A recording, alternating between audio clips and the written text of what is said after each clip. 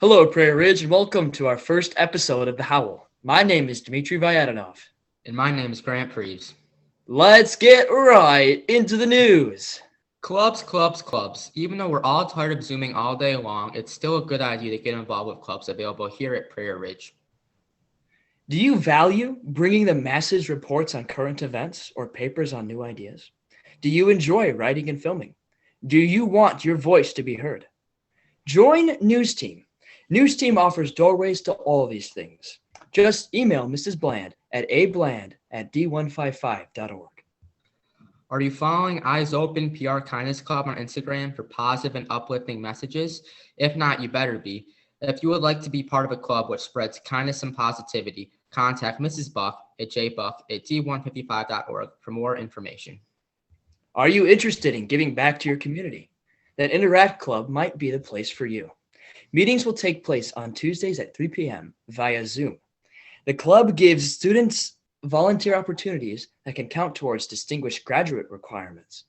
If you want to join the club's Canvas page or have any questions, email Mr. Siring at esiring@d155.org. Do you want to learn how to become rich?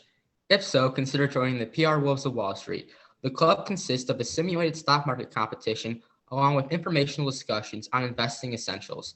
The club meets every other Wednesday at 3 p.m. Contact Mr. Siring or me, Grant Preves22 at d155.org, or Saif Dubey, saif.dubey22 at d155.org with any inquiries. And now to local news. Many have been wondering about this Halloween due to the uncertainty of the times. Fortunately, or unfortunately, the local Crystal Lake government has not put any restrictions on trick-or-treating this year. They advise you to use the discretion of the CDC guidelines for Halloween activities. They have, however, canceled trick-or-treating downtown this year.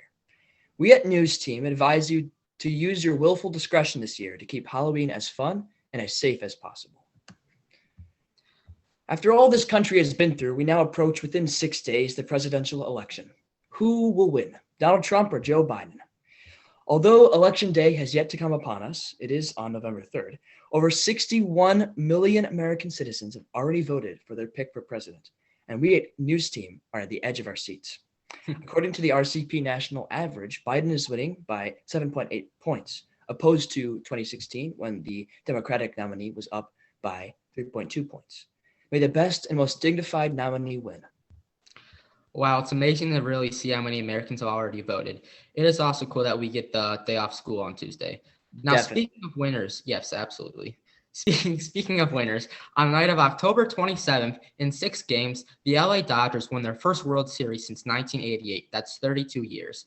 This monumental event marks the first World Series win for future Hall of Fame pitcher Clayton Kershaw.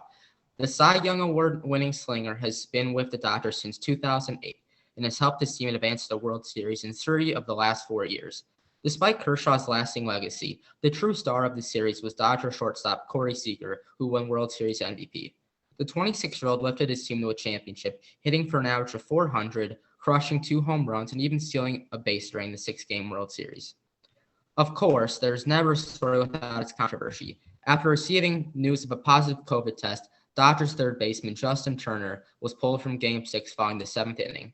Despite being isolated away from his teammates, Turner decided to ignore protocol and celebrated with his team after the game came to a close.